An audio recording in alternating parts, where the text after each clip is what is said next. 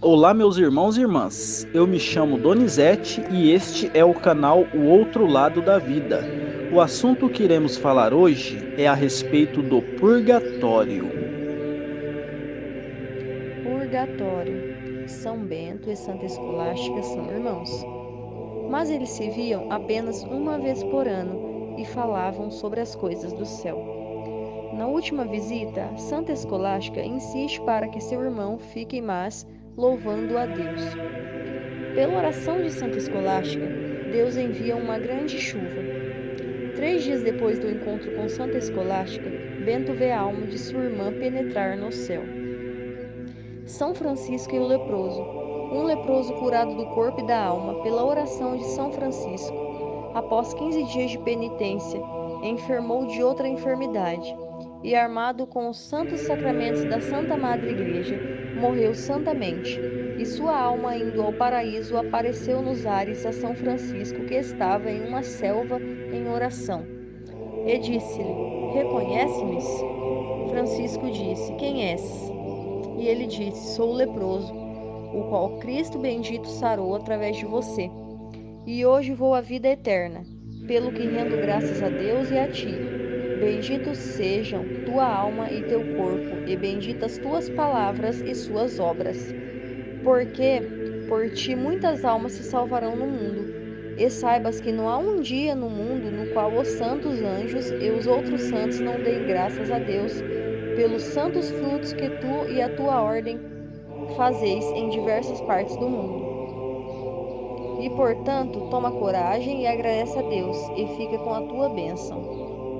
E ditas essas palavras, subiu para o céu, e São Francisco ficou muito consolado, em louvor de Cristo. Amém. Frei Conrado vê alma de jovem. Frei Conrado de Ófida, admirável zelador da pobreza evangélica e da regra de São Francisco, foi de tão religiosa vida e de tanto mérito para com Deus, que Cristo bendito em vida e na morte o honrou com muitos milagres, entre os quais uma vez, tendo ido como forasteiro ao convento de Ófida, os frades pediram-lhe pelo amor de Deus e da caridade que admoestasse um frade jovem que havia naquele convento, o qual procedia tão infantilmente e desordenadamente que perturbava os velhos e os jovens daquela família. E do ofício divino e das outras regulares observâncias pouco ou nada se importava.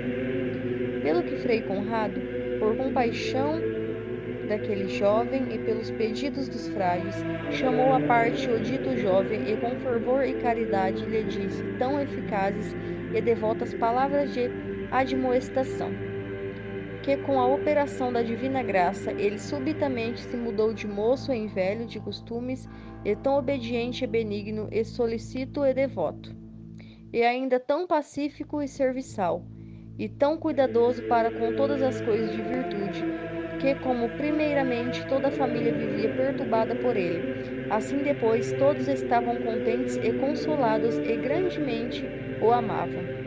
Adveio, como aprouve a Deus, que poucos dias depois desta conversão o dito jovem morreu, do que os ditos frades muito se lamentaram, e poucos dias depois da morte, sua alma apareceu a Frei Conrado, estando ele devotamente em oração diante do altar do dito convento, e o saudou devotamente como a seu pai. E Frei Conrado lhe perguntou: Quem és? Respondeu: Eu sou a alma daquele frade jovem que morreu há dias. E Frei Conrado: Ó filho caríssimo, que é feito de ti? Respondeu ele: Pela graça de Deus e pela vossa doutrina vou bem, porque não estou danado, mas por certos pecados meus, os quais não tive tempo de purgar suficientemente, suporto grandiosíssimas penas no purgatório. Mas te peço, Pai, que como por tua piedade me socorreste, quando eu era vivo, assim agora queira socorrer-me nas minhas penas, dizendo por mim algum Pai Nosso, porque a tua oração é muito aceita de Deus. Então Frei Conrado, consentindo benignamente no pedido e dizendo por ele uma vez o Pai Nosso, com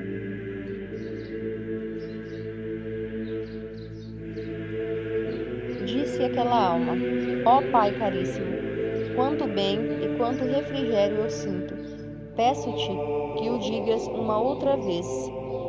E Frei Conrado disse, e dito que foi, disse a alma, Santo Pai, quando tu rezas por mim, sinto-me todo aliviado, pelo que te peço, que não cesses de rezar por mim. Então Frei Conrado, vendo que aquela alma era tão ajudada pelas suas orações, disse por ela 100 Pai Nossos, e tendo terminado, disse àquela alma, agradeço-te, Pai caríssimo, da parte de Deus, pela caridade que tivesses comigo, porque pelas tuas orações estou livre de todas as penas e me vou ao reino celestial. E dito isto, partiu aquela alma. Então Frei Conrado, para dar alegria e conforto aos frades, lhe contou por ordem toda aquela visão, em louvor de Cristo bendito. Amém. Frei Pacífico vê a alma de Frei Humilde ir para o céu. Na dita província da Marca, depois da morte de São Francisco, entraram dois irmãos na ordem. Um teve por nome Frei Humilde e o outro Frei Pacífico, os quais foram homens de grandíssima santidade e perfeição. E um, isto é, Frei Humilde, estava no convento de Sofiano e ali morreu. O outro estava de família em um convento assaz, afastado dele. Como prouve a Deus, Frei Pacífico, estando um dia em oração num lugar solitário, foi arrebatado em êxtase e viu a alma do seu irmão Frei Humilde subir diretamente ao céu, sem demora nem impedimento. Na mesma hora em que deixava o corpo, sucedeu que depois de muitos anos, este Frei Pacífico foi posto em família no dito convento de Sofiano, onde seu irmão tinha morrido. Nesse tempo, os frades, a pedido dos senhores de Brunfort, mudaram o convento para um outro lugar, pelo que, entre outras coisas, transladaram as relíquias dos santos frades que haviam morrido naquele convento. E chegando à sepultura de Frei Humilde, o seu irmão Frei Pacífico retirou-lhe os ossos e lavou-os com bom vinho e depois os envolveu numa toalha branca e com grande reverência e devoção os beijava e chorava.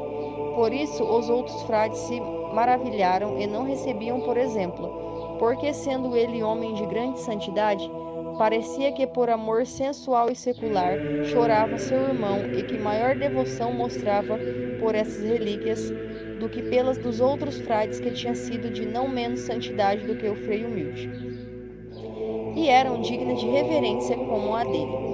E conhecendo Frei Pacífico, a sinistra imaginação dos frades os satisfez humildemente e lhes disse: Irmãos meus, caríssimos, não vos admireis de que tivesse feito com os ossos do meu irmão o que não fiz com os dos outros, porque bendito seja Deus, não se trata, como credes, de amor carnal, mas isso fiz porque quando o meu irmão passou desta vida, orando eu em um lugar deserto e afastado, vi sua alma pelo caminho certo subir ao céu. E portanto estou certo de que seus ossos são santos, e ele deve estar no paraíso. E se Deus me tivesse concedido tanta certeza dos outros frades, a mesma reverência renderia aos ossos dele. Pela qual coisa os frades, vendo-lhe a santa e devota intenção, ficaram bem edificados com ele e louvaram a Deus, o qual faz assim coisas maravilhosas aos santos frades seus, em louvor de Cristo. Amém. Frei João do Alverne, vê as almas, livres do purgatório. Dizendo uma vez o dito Frei João à missa, no dia depois de todos os santos, por todas as almas dos mortos, conforme manda a Igreja, ofereceu com tanto afeto de caridade e com tanta piedade de compaixão aquele altíssimo sacramento, o qual, pela sua eficácia, as almas dos mortos desejam acima de todos os outros bens que por elas se possam fazer, que parecia todo ele se derreter pela doçura de piedade e de caridade fraterna. Pela qual coisa naquela missa, levantando o corpo de Jesus Cristo, eu oferecendo-o a Deus Pai, e rogando-lhe que pelo amor do seu bendito Filho Jesus Cristo, o qual para resgatar as almas fora dependurada na cruz, lhe aprovesse libertar das penas do purgatório as almas dos mortos por ele criada e resgatadas. Imediatamente viu um número quase infinito de almas saírem do purgatório, como inúmeras faíscas de fogo que saíssem de uma fogueira acesa. E viu subirem ao céu, pelos méritos da paixão de Cristo, o qual todos os dias é oferecidos pelos vivos e pelos mortos naquela sacratíssima hóstia, digna de ser adorada em século. Amém.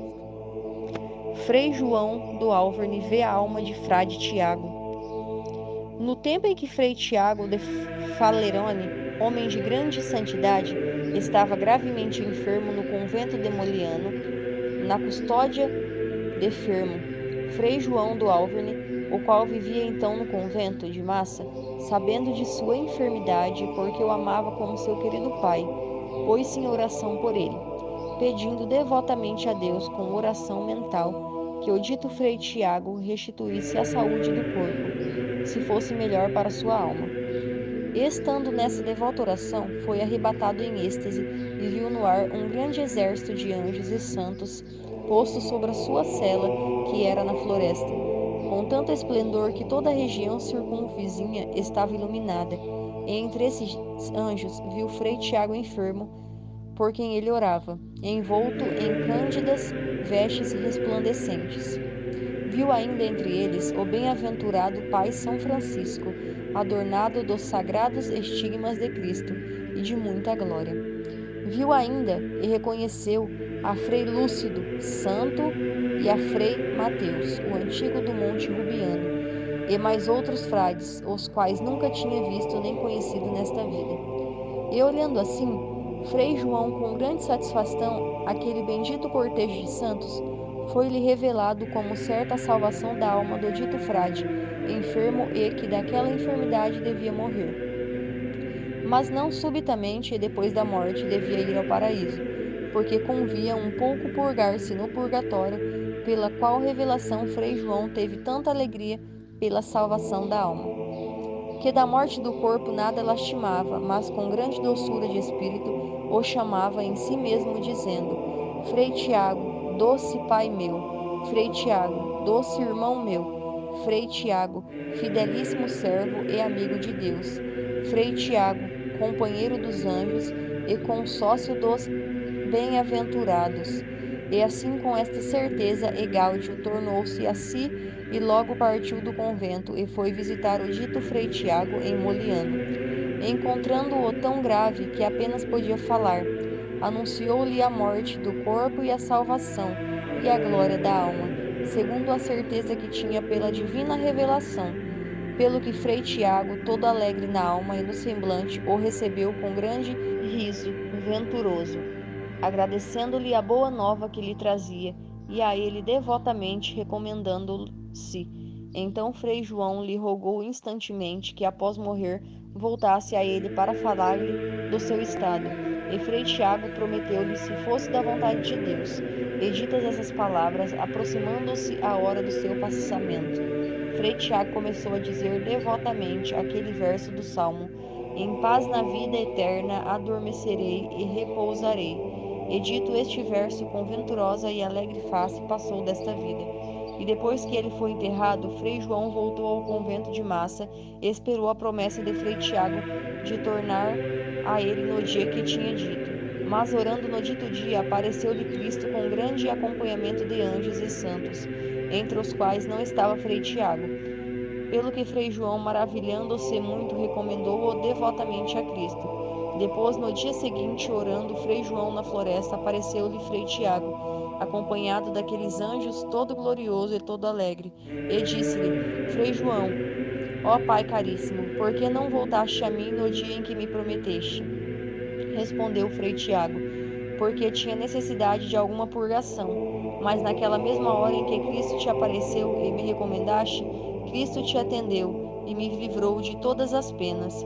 E então eu apareci a Frei Tiago de Massa, leigo santo, o qual servia a missa e viu a hóstia sagrada quando o padre a ergueu, convertida e mudada na forma de uma belíssima criança viva, e disse-lhe: Hoje, com este menino que voa ao reino da mesma vida eterna, ao qual ninguém pôde ir sem ele. E dita essas palavras, Frei Tiago desapareceu e foi ao céu com toda aquela bem-aventurada companhia de anjos, e Frei João ficou consolado. Morreu o dito Frei Tiago de Falerone na vigia de São Tiago Apóstolo, no mês de julho, no sobredito convento de Moliano, no qual pelos seus méritos a divina bondade operou, depois de sua morte, muitos milagres em louvor de Cristo. Amém. Santa Teresa d'Ávila vê a alma de seu benfeitor. No livro das Fundações nos diz ela que Bernardino de Mendoza lhe deu uma casa, um jardim e uma via para estabelecer um convento. 2 meses depois dessa doação, antes desta concluída a fundação, este homem caiu subitamente doente e perdeu o uso da fala, de sorte que se não pôde confessar, dando todavia sinais não equívocos de contrição. Não tardou a morrer, diz Santa Teresa, longe do lugar onde eu estava nessa ocasião, mas Nosso Senhor me falou e me fez saber que aquele homem se salvará, conquanto houvesse corrido grande risco de se não salvar, pois a misericórdia de Deus abaixará sobre ele, por causa dos donativos que fizera ao convento da Santíssima Virgem. Todavia, sua alma não sairia do purgatório, antes de se dizer a primeira missa na nova casa. Sente tão profundamente o sofrimento desta alma, que não obstante o meu grande desejo de concluir no mais curto prazo possível a fundação de Toledo, suspende logo esta para trabalhar na de Valladolid. Um dia que eu estava em oração em Medina del Campo, Nosso Senhor me disse que me apressasse, pois que a alma de Mendoza estava sendo pasto dos mais pungentes sofrimentos. Pus-me logo a caminho, embora não estivesse preparada para isso, e cheguei a Valladolid no dia da festa de São Lourenço. Santa Teresa continua sua narrativa e nos diz que depois de haver recebido a Sagrada Comunhão, a primeira missa que foi celebrada na nova casa, a alma do seu benfeitor lhe apareceu radiante, e em seguida a viu entrar no céu. Ela não esperava que tal sucesso coroasse seus pios esforços, como ela própria observa. Pois diz ela, conquanto me houvesse sido revelado que o livramento dessa alma se seguiria à primeira missa, pensava eu que isso devia significar a primeira missa em que o Santíssimo Sacramento fosse encerrado no tabernáculo. Amém. Santa Francisca Romana vê filho falecido.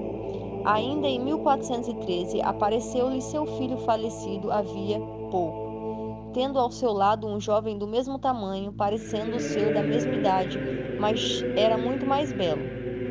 És realmente tu, filho do meu coração? Perguntou ela. Ele respondeu que estava no céu, junto com aquele esplendoroso arcanjo que o Senhor lhe enviava para auxiliá-la em sua peregrinação terrestre. Amém. São João Bosco vê a alma de amigo de infância.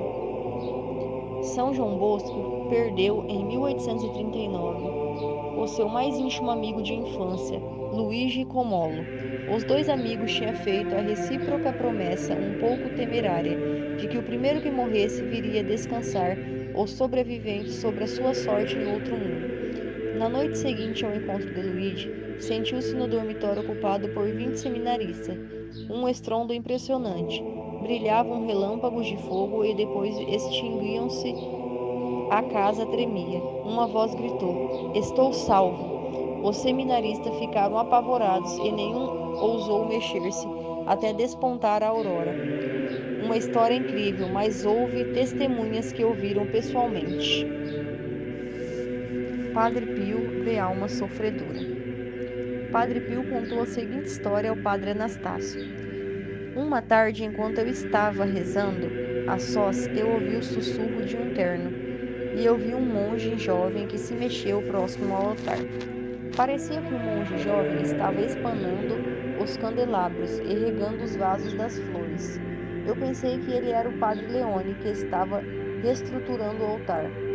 E como era a hora do jantar, eu fui próximo a ele e lhe falei: Padre Leone, vá jantar, não está na hora de espanar e consertar o altar.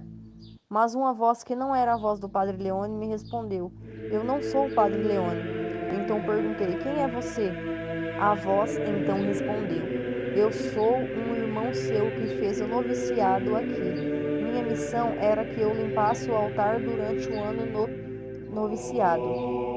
Desgraçadamente, eu, durante todo esse tempo, não reverenciei a Jesus sacramentado, Deus Todo-Poderoso.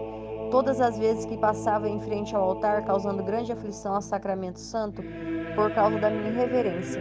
Por este descuido sério, eu ainda estou no purgatório. Agora Deus, com a sua bondade infinita, enviou-me aqui para que você estabeleça o dia em que eu passarei a desfrutar o paraíso. É para você cuidar de mim. Eu pensei ter sido generoso com aquela alma de sofrimento, e assim exclamei: Você estará amanhã pela manhã no paraíso, quando eu celebrar a Santa Missa. Aquela alma chorou e disse: Cruel de mim, que malvado eu fui. Então ele chorou e desapareceu. Aquela exclamação me produziu uma ferida no coração, que eu senti e sentirei a vida inteira. Na realidade, eu teria podido enviar aquela alma imediatamente ao céu, mas eu o condenei a permanecer outro noturno nas chamas do purgatório. Santa Margarida Maria vê alma de monge. Santa Margarida Maria Alacoque escreveu na sua autobiografia que estava diante do Santíssimo Sacramento e de repente apareceu à minha frente uma pessoa toda em fogo. O seu estado lamentável fez-me compreender claramente que se encontrava no purgatório. E verte abundantes lágrimas. Disse-me que era a alma do monge beneditino que tinha ouvido a minha confissão e me tinha permitido ir comungar. Por esse motivo, Deus tinha-lhe concedido o favor de poder dirigir-se-me para que lhe adoçasse a pena. Pediu-me que oferecesse por ele, durante 3 meses, todas as minhas obras e o meu sofrimento. No fim de 3 meses, vi-o inundando de alegria e de esplendor. Ia gozar a felicidade eterna. Me agradeceu dizendo que velaria por mim junto de Deus. Amém. Sermão de São João Maria Vianney sobre o purgatório. Retirada do livro O Espírito da Cura, Ders. Por que será que eu me encontro de pé hoje nesse púlpito, meus caros irmãos? O que será que eu venho dizer para vocês? Ah, eu venho em nome do próprio Deus. Eu venho em nome de seus pobres pais, para despertar em vocês aquele amor e gratidão que vocês lhe devem. Eu venho para refrescar nas suas memórias novamente toda a ternura e todo o amor que eles deram a vocês enquanto eles ainda estavam sobre a terra. Eu venho para dizer a vocês que eles sofrem no purgatório, que eles choram e reclamam como urgentes gritos o auxílio de suas orações e boas obras. Eu os tenho visto gritando das profundezas daquelas chamas que os devoram. Digam aos nossos amigos, aos nossos filhos, aos nossos parentes, como é grande o mal que eles estão fazendo sofrer. Nós nos atiramos aos seus pés para implorar o auxílio de suas orações. Ah, diga-lhes que deste que nós fomos separados deles. Nós temos estado queimando em chama. Ó, quem poderia permanecer tão indiferente diante dos sofrimentos que estamos enfrentando? Você vê, meu caro irmão, você escuta aquela terna mãe, aquele pai devoto e todos aqueles parentes que lhe ajudaram e fizeram parte de sua vida? Meus amigos, eles gritam: livrai-nos desta dor. Você pode. Considerem, então, meus caros amigos. Primeira, a magnitude desses sofrimentos pelos quais passam as almas do purgatório. E segundo, os meios dos quais dispomos para mitigar esses sofrimentos. Nossas boas obras, nossas orações e, acima de tudo, o santo sacrifício da missa. Eu não quero parar nesse estágio para provar a existência do purgatório. Por isso, seria uma perda de tempo. Espero que nenhum de vocês tenha a menor dúvida a este respeito. A igreja a qual Jesus Cristo prometeu a guia do Espírito Santo e a qual, consequentemente, não pode se enganar nem nos enganar, ensina-nos sobre o purgatório de um modo bem claro e positivo. Isto é uma certeza mais que certa de que lá é um lugar onde as almas dos justos completam a expiação dos seus pecados, antes de serem finalmente admitidas na glória do paraíso, o qual, diga-se de passagem, já está assegurado a elas. Sim, meus caros irmãos, isto é um artigo de fé. Se nós não tivermos feito penitência proporcional à gravidade de nossos pecados, ainda que tenhamos sido absolvidos no sagrado tribunal da confissão, nós seremos obrigados a expiar por eles. Nas Sagradas Escrituras, há muitos textos que mostram claramente que, embora nossos pecados possam ser perdoados, Deus ainda impõe-nos a obrigação de sofrer neste mundo duros trabalhos temporais ou no próximo, através das chamas do purgatório. Veja o que aconteceu com Adão. Porque ele se arrependeu logo depois de ter cometido o pecado original, Deus garantiu a ele que o havia perdoado, mas ainda assim ele o condenou a passar 9 séculos sobre esta terra fazendo penitência. Penitência que ultrapassam qualquer coisa que possamos imaginar. Maldita seja a terra por tua causa. Tirarás dela com trabalhos penosos o teu sustento todos os dias de sua vida. Ela te produzirá espinhos, e tu comerás a erva da terra. Comerás o teu pão com o suor do teu rosto, até que voltes à terra de que foste tirado, porque és pó, e em pó te hás de tornar. Gênesis 3:17. Veja novamente, Davi ordenou contrariando a vontade de Deus, que se fizeste o recenseamento de Israel. Atingido pelo remorso de consciência, ele reconheceu o seu pecado, atirou-se ao chão suplicando ao Senhor que o perdoasse. Consequentemente, Deus, tocado pelo seu arrependimento, o perdoou. Mas apesar disso, ele enviou Gade para dizer a Davi que ele teria que escolher entre 3 tipos de punições que ele havia preparado para Davi reparar seu pecado: a peste, a fome ou a guerra. Davi então respondeu: caia eu nas mãos do Senhor, porque imensa é a sua misericórdia, mas que eu não caia nas mãos dos homens. Crônicas 21. Ele escolheu a peste, e esta durou apenas 3 dias, mas matou 7.000 pessoas de seu povo. Se o Senhor não tivesse detido a mão de anjo que estava estendida sobre Israel, Jerusalém inteira teria ficado despovoada. Davi, ao ver todo o mal causado pelo seu pecado, implorou a graça de Deus, pedindo que Deus punisse apenas ele mesmo, mas que poupasse o seu povo, que era inocente. Veja também as penitências de Santa Maria Madalena. Quem sabe não sirvam para amolecer um pouco de seus corações. Meus caros irmãos, o que serão então o número de anos que nós teremos que sofrer no purgatório? Nós que cometemos tantos pecados e que, sob o pretexto de já o termos confessados, não fazemos penitência e não choramos por eles. Quantos anos de sofrimento nos esperam na próxima vida? Como poderia eu pintar um quadro dos sofrimentos que essas pobres almas suportam? Quando os santos padres da Igreja dizem-nos que os tormentos que elas sofrem são comparáveis ao que passou nosso Senhor Jesus Cristo durante sua dolorosa paixão.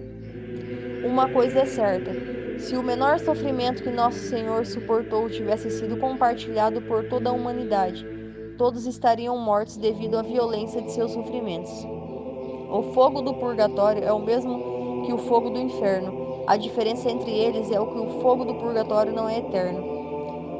Oh, se Deus permitisse que uma daquelas pobres almas que está mergulhadas nas chamas aparecesse agora neste lugar, toda envolvida pelas chamas que a consome, e desse ela mesma um recital dos sofrimentos que ela está suportando, toda essa igreja, meus caros irmãos, seria sacudida pelo eco de seus gritos e soluços, e talvez, quem sabe, isso amoleceria os seus corações.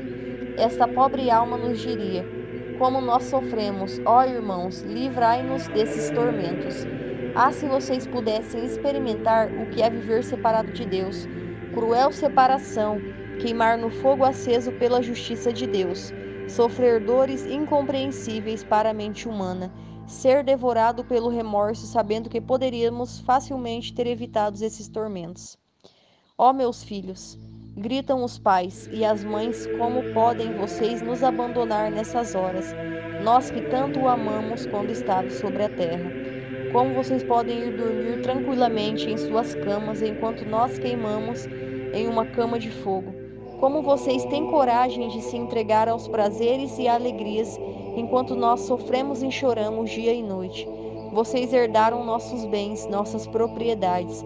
Vocês se divertem com o fruto de nossos trabalhos, enquanto nós sofremos males tão indescritíveis e por tantos anos, e não são capazes de oferecer uma pequena oração em nossa intenção. nem uma simples missa que tanto ajudaria para nos livrar dessas chamas.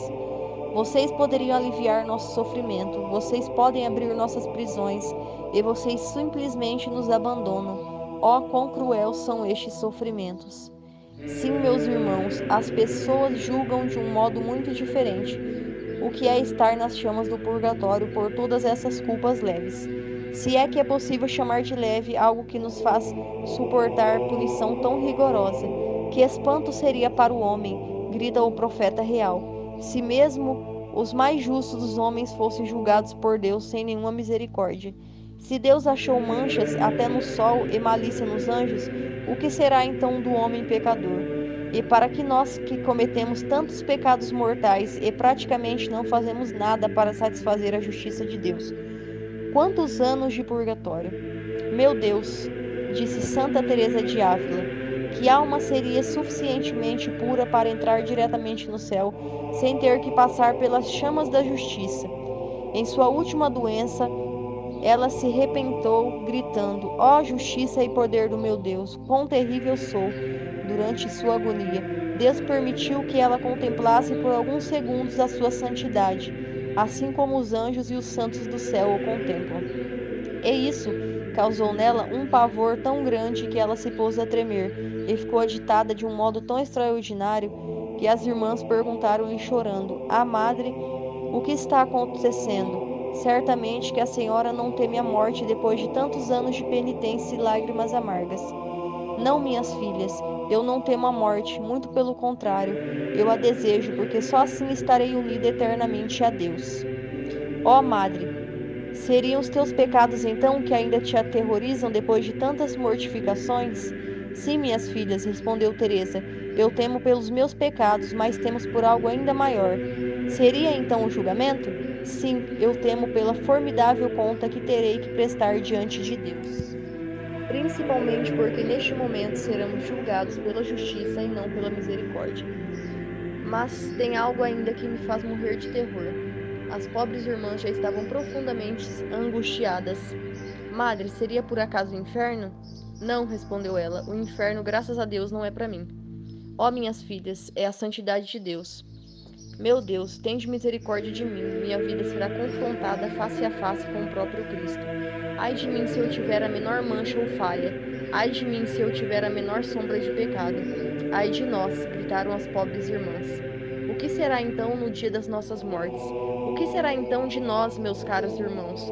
Nós que talvez em todas as nossas penitências e boas obras, talvez nunca tenhamos conseguido satisfazer por um único pecado perdoado no tribunal da confissão.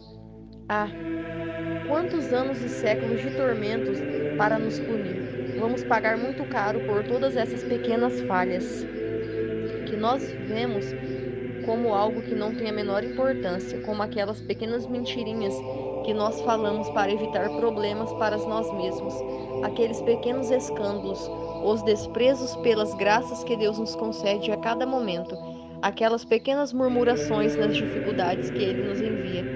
Não, meus caros irmãos, nós não teríamos nunca a coragem de cometer o menor pecado se pudéssemos entender o quanto isto ultraja a Deus e o quão merecemos ser rigorosamente punidos, já ainda neste mundo. Meus irmãos, Deus é justo em tudo o que Ele faz. Quando Ele recompensa-nos até pela menor boa ação que fazemos, Ele nos dá muito mais do que qualquer um de nós merecemos. Um bom pensamento, uma boa ação, um bom desejo, ou seja, o desejo de fazer uma boa obra, mesmo quando não somos capazes de fazê-la. Ele nunca nos deixa sem uma recompensa, mas também, quando se trata de uma matéria de punição, isso é feito com o maior rigor e, ainda que tenhamos a menor falta, seremos enviados para o purgatório. Isto é verdade absoluta, e nós comprovamos isto pela vida dos santos. Muitos deles não chegaram ao céu sem antes terem passado pelas chamas do purgatório. São Pedro Damião conta-nos que sua irmã permaneceu vários anos no purgatório porque ela ouviu com prazer certos tipos de músicas. Conta-se também que dois religiosos fizeram um pacto um com o outro, acertando que quem morresse primeiro viria contar à sobrevivente em que estava ele se encontrava. Deus permitiu que isso acontecesse, e quando um deles morreu, apareceu ao seu amigo. Ele contou ao seu amigo que tinha permanecido 15 anos no purgatório por seu orgulho de sempre querer fazer as coisas a seu modo. Então seu amigo o cumprimentou por ter permanecido lá por tão pouco tempo. O morto então respondeu: Eu teria preferido ser queimado vivo por 10.000 anos ininterruptos nessa terra, pois esse sofrimento nem poderia ser comparado com o que eu sofri 15 anos naquelas chamas. Um sacerdote contou a um de seus amigos que Deus o havia condenado a permanecer no purgatório por vários meses, por ter segurado a execução de uma boa obra que era vontade de Deus que fosse feita. Coitados de nós, meus irmãos, quantos de nós não temos faltas semelhantes? Quantos de nós recebemos a tarefa de nossos parentes e amigos de mandarmos celebrar missas e dar esmolas e simplesmente fazemos-nos de esquecidos? Quantos de nós evitamos fazer boas obras apenas por respeito humano, e todas essas almas presas nas chamas, porque não temos coragem de satisfazer seus desejos? Pobres pais e pobres mães, vocês agora estão sendo sacrificados pela felicidade de seus filhos e parentes. Vocês talvez tenham negligenciado sua própria salvação para contribuir em suas fortunas. E agora vocês estão sendo traídos pelas boas obras que vocês deixaram de fazer enquanto ainda estavam vivos. Pobres pais, quanta cegueira é esquecer de nossa própria salvação. Vocês talvez dirá: nossos pais eram pessoas boas e honestas. Eles não fizeram nada de tão grave para merecerem essas chamas. Ah, se vocês soubessem que eles precisavam de muito menos do que eles fizeram para cair nessas chamas. Vejam o que disse a respeito Alberto o Grande, um homem cujas virtudes brilhavam de modo extraordinário. Ele revelou a um de seus amigos que Deus o havia levado ao purgatório por ter se orgulhado de um pensamento sobre seu próprio conhecimento. A coisa mais surpreendente foi que ali haviam verdadeiros santos, muitos que inclusive já tinham sido canonizados pela igreja e que estavam passando pelas chamas do purgatório.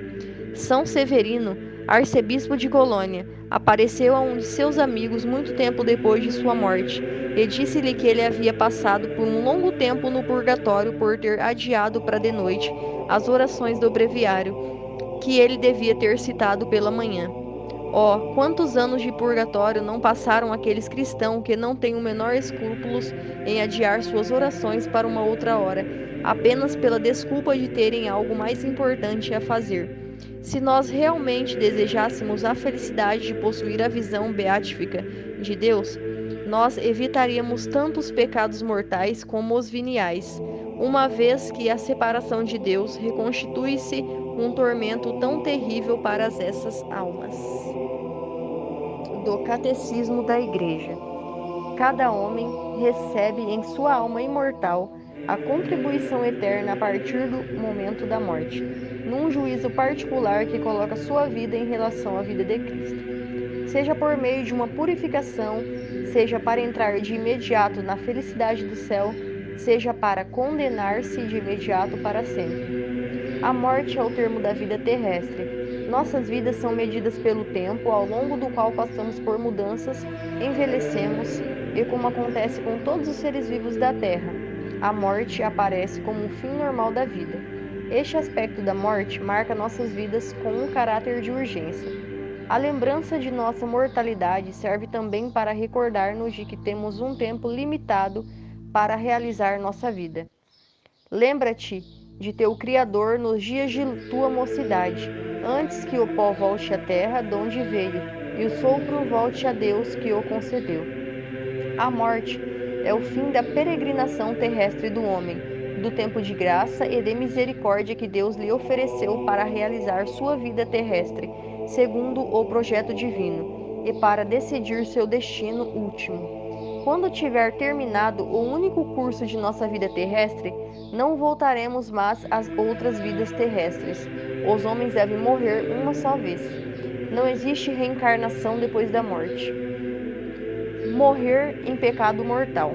Não podemos estar unidos a Deus se não fizermos livremente a opção de amá-lo. Mas não podemos amar a Deus se pecamos gravemente contra Ele, contra nosso próximo ou contra nós mesmos. Aquele que não ama permanece na morte. Todo aquele que odeia seu irmão é homicida. E sabeis que nenhum homicida tem a vida eterna permanecendo nele. Nosso Senhor adverte-nos de que seremos separados dele se deixarmos de ir ao encontro das necessidades graves dos pobres e dos pequenos que são seus irmãos. Morrer em pecado mortal, sem ter se arrependido dele e sem acolher o amor misericordioso de Deus, significa ficar separado do Todo-Poderoso para sempre, por nossa própria opção livre. E este estado de autoexclusão definitiva da comunhão com Deus e com o bem-aventurado que se designa com a palavra inferno. Preparação para a morte. A alegria nos encoraja à preparação da hora da morte. Livra-nos, Senhor, de uma morte súbita e imprevista. Antiga ladainha de todos os santos a pedir à Mãe de Deus, que interceda por nós na hora da nossa morte. A oração da Ave Maria. E a entregar-nos a São José, padroeiro da boa morte. Em todas as tuas ações, em todos os teus pensamentos, devereis comportar-te como se tivesse de morrer hoje. Se tua consciência estivesse tranquila, não terias muito medo da morte. Seria melhor evitar o pecado que fugir da morte. Se não estás preparado hoje, como o estarás? Louvado sejais, meu Senhor, por nossa irmã, a morte corporal, da qual homem algum pode escapar. Ai dos que morrerem em pecado mortal. Felizes aqueles que ela encontrar conforme a vossa santíssima vontade, pois a segunda morte não lhes fará mal. Amém. Verdadeiramente és admirável. O Verbo de Deus, no Espírito Santo, fazendo com que ele se infunda de tal modo na alma, que ela se una a Deus, conheça a Deus e em nada se alegre fora de Deus. Ó almas criadas de amor e por amor, por que não amais o amor? O amor não amado nem conhecido. O amor não faz com que todas as criaturas te amem. Amor. Vem Espírito Santo. Vem a unidade do Pai e do bem-querer do Verbo. Tu, Espírito da verdade, és o prêmio dos santos, o refrigério dos corações, a luz das trevas, a riqueza dos pobres, o tesouro dos que o amam, a saciedade dos famintos, o alívio dos peregrinos. Tu és, enfim, aquele que contém em si todos os tesouros. Vem, tu que descendo em Maria, realizaste a encarnação do Verbo, e realiza em nós, pela graça, o que nela realizaste pela graça e pela natureza. Vem tu que és o alimento de todo pensamento casto, a fonte de toda clemência, a plenitude de toda pureza. Vem e transforma tudo que em nós é obstáculo para sermos plenamente transformados em ti. E parecia-me que a plataforma deste templo foi a elevada mente e o alto entendimento da Virgem Maria. Havia também um altar, e percebi que era a vontade da Virgem, e a toalha do mesmo altar era a sua puríssima virgindade, e o cibório onde Jesus se encontra é o coração da Virgem. E diante do altar vi 7 lâmpadas que entendi serem os 7 dons do Espírito Santo, que igual e perfeitamente se encontravam na Virgem Maria. E sobre o altar encontravam-se 12 formosíssimos candelabros, que eu percebi serem os 12 frutos do Espírito Santo que a Virgem possuía. A alma que recebe o sangue divino torna-se bela como se a vestisse, preciosamente e tão brilhante e fulgurante que, se pudéssemos vê-la, seríamos tentados a adorá-la. Quando ofereceste o precioso sangue ao Pai Celeste, lhe ofereces um dom tão agradável que ele se reconhece teu devedor. O tempo mais apropriado para crescer no amor de Deus é aquele que se segue após a comunhão. A alma que recebe a Eucaristia se torna bela como que revestida de uma veste preciosa, e tão resplandecente que, se pudesse vê-la, ficaríamos tentados a adorá-la. Todas as nossas orações não devem ter outra finalidade a não ser alcançar de Deus a graça de seguir em tudo sua santa vontade. Com a obediência estou segura de fazer a vontade de Deus, ao passo que não estou segura dedicando-me a qualquer outra ocupação. A perfeita obediência exige uma alma sem juízo próprio. Felizes os religiosos que, desapegados de tudo por meio da pobreza, podem dizer: Senhor, sois a parte da minha herança. Certas pessoas querem o meu espírito, mas querem-no como lhes agrada. Tornam-se assim incapazes de recebê-lo. Meu Senhor pensou em criar esta flor desde toda a eternidade por meu amor. Sim, Jesus, vós sois louco de amor. Deus rumera as nossas boas obras segundo a pureza de intenção. Quando pedimos as graças de Deus, Ele não nos só atende, mas de certo modo nos agradece. A honra de uma pessoa desejosa de vida espiritual está em ser colocada depois de todas as outras e em ter horror a ser preferida aos outros. Os olhos da intenção reta inclinam a si os olhos do agrado divino. Para a perfeição, importa irmos não andando, mas correndo. Não correndo, senão voando. Só de ouvir nomear o pecado deveríamos morrer de espanto. Ai, ai, ai, daquele quem na religião se introduzir vaidade ou propriedade. A estrada para o paraíso mais limpa, mais breve e mais segura é a religião. Ah, bom Jesus, quanta doçura está encerrada nesta só palavra, vontade de Deus. Dar bom exemplo ao próximo é uma das maiores honras que podemos dar a Deus. Sobre o nada da humildade funda Deus o mundo da perfeição. Que vergonha! Nós entre rosas, Cristo entre espinhos. A alma vestida de caridade é quase onipotente. O Espírito Santo vem à alma, marcando-a com o precioso selo do sangue do Verbo, ou seja, do Cordeiro imolado. Mas ainda é esse mesmo sangue que o incita a vir, embora o próprio Espírito já por si tenha esse desejo. Amém. Razões da expiação no purgatório. Pecados da tibieza. São Bernardo e o monge de Claraval, venerável Madre Inês e a irmã de Hautvillers, Padre Surim e a religiosa de London. Os bons cristãos, sacerdotes e religiosos que desejam servir a Deus de todo o coração devem evitar as armadilhas da tibieza e da negligência. Deus quer ser servido com fervor. Aqueles que são mornos e indiferentes tendem a suscitar o seu descontentamento, e ele chega mesmo a ameaçar com a sua maldição aqueles que realizam funções sagradas de maneira descuidada. Isto é, ele tende a punir com grande rigor no purgatório toda negligência feita ao seu serviço. Entre os discípulos de São Bernardo que perfumaram o célebre vale de Claraval com o odor de sua santidade, houve uma cuja negligência constratava tristemente com o fervor dos seus irmãos. Apesar de seu duplo caráter de sacerdote e de religioso, ele deixou de se levar por um deplorável estado de tibieza. No momento da morte, chamado à presença de Deus, apresentou-se sem ter dado nenhum sinal de emenda, enquanto se celebrava a missa de Requiem. Um venerável religioso de rara virtude, logrou conhecer por uma luz interior que, embora o defunto não estivesse perdido eternamente, sua alma purgava numa terrível condição. Na noite seguinte, a alma lhe apareceu em uma condição triste e miserável. Ontem, disse ele, você ficou sabendo do meu destino deplorável. Venha ver agora as torturas a que eu estou condenado como punição por minha indesculpável tibieza. Conduziu então o venerável até a beira de um poço muito grande e profundo, cheio de fumaça e de chamas. Eis aqui o lugar, disse ele, onde os ministros da justiça divina têm ordens para me atormentar. Não cessam de me fazer mergulhar nesse abismo, e quando me puxam é apenas para me precipitar novamente nele, sem me dar qualquer momento de trégua ou de descanso. Na manhã seguinte, o religioso foi ao encontro de São Bernardo para lhe dar a conhecer a sua visão. O santo abade, que tivera uma visão semelhante, recebeu-a como uma advertência do céu à sua comunidade. Convocou um capítulo, Assembleia dos Confrades, e com os olhos lacrimejantes relatou a dupla visão recebida, exortando os seus religiosos a socorrer em favor de uma alma e do pobre irmão falecido por meio de sufrágios de caridade, e a aproveitar este triste exemplo para preservar o fervor e evitar a menor negligência nos serviços prestados a Deus. O exemplo a seguir é relatado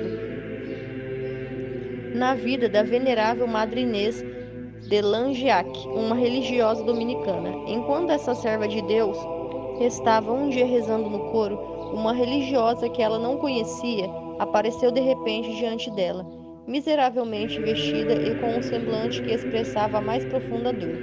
Ela a olhou com um grande espanto, perguntando-se quem poderia ser. Quando então ouviu a voz lhe dizer distintamente, esta é a irmã de Hautvillers. A irmã de Hautvillers tinha sido uma religiosa do mosteiro do Puy, que havia falecido há cerca de 10 anos.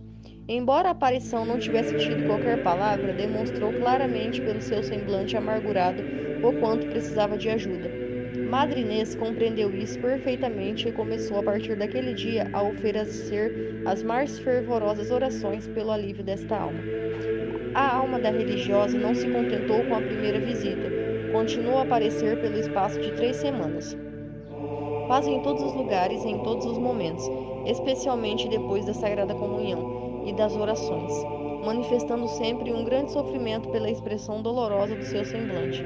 Inês, a conselho de seu confessor e sem mencionar a aparição, pediu à superiora permitir que a comunidade pudesse oferecer orações particulares pelas almas do purgatório, por intenção dela.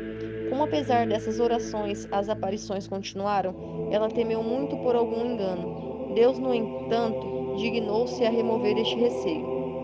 Assim, ele fez saber à sua serva fiel, pela voz dos seus anjos guardião, que a aparição se tratava realmente de uma alma no purgatório, cujo sofrimento era resultado de sua negligência no serviço a Deus. A partir deste momento, as aparições cessaram e não se sabe exatamente quanto tempo aquela alma infeliz permaneceu ainda no purgatório. Se temos outro exemplo bem adequado para estimular o fervor dos fiéis, uma santa religiosa chamada Maria da Encarnação, do convento das Ursulinas, em London. Apareceu algum tempo depois de sua morte a sua superiora, uma mulher de inteligência e mérito, que descreveu os detalhes da aparição ao padre Surim da Companhia de Jesus. No dia 6 de novembro, escreveu ela entre as 3 e as 4 horas da manhã. A irmã Encarnação apareceu diante de mim com uma expressão de doçura em seu rosto, que parecia mais de debilidade do que de sofrimento, mas ainda assim percebi nela uma grande angústia. A princípio fiquei tomada de grande pavor, mas como não havia nada nela que inspirasse medo, recuperei a serenidade. Perguntei a ela então em qual estado ela se encontrava e se poderíamos fazer algo em favor dela. Ela respondeu: Eu satisfaço a justiça divina no purgatório. Insiste que ela me dissesse o motivo pelo qual ainda estava detida lá. Então, com um suspiro profundo, respondeu: É por ter sido negligente em vários exercícios comuns, uma certa aquiescência pela qual me deixei levar pelo exemplo de religiosas tíbias. Enfim, e principalmente o hábito que eu tinha de reter em minha posse coisas das quais não tinha permissão para dispor, e de usá-las para satisfazer as minhas necessidades e inclinações naturais. Ah, se os religiosos soubessem, continuou a aparição, o mal que fazem às suas almas não se aplicarem à perfeição, e quão caro eles um dia espiarão as satisfações que se dão contra a luz de suas consciências. Como seriam outros os seus esforços para fazer violência contra si mesmos? Deus vê as coisas diferentes de nós, seus julgamentos são outros. Perguntei a ela novamente se poderíamos fazer alguma coisa para aliviar os seus sofrimentos. Ela me respondeu: Desejo ver e possuir a Deus, mas me contento em satisfazer a sua justiça, desde que isso seja do seu agrado. Pedi-lhe então que me dissesse se tinha sofrido muito. Minhas dores, respondeu, são incompreensíveis para aqueles que não as sentem. Ao dizer essas palavras, aproximou-se do meu rosto para se despedir de mim. Parecia que eu estava sendo queimada por uma brasa de fogo ardente, embora o rosto dela não tivesse tocado o meu, e o meu braço, que mal havia roçado o seu manto, foi queimado vivamente e me causou uma dor considerável. Um mês depois, ela apareceu novamente à superiora para anunciar a sua libertação. Amém.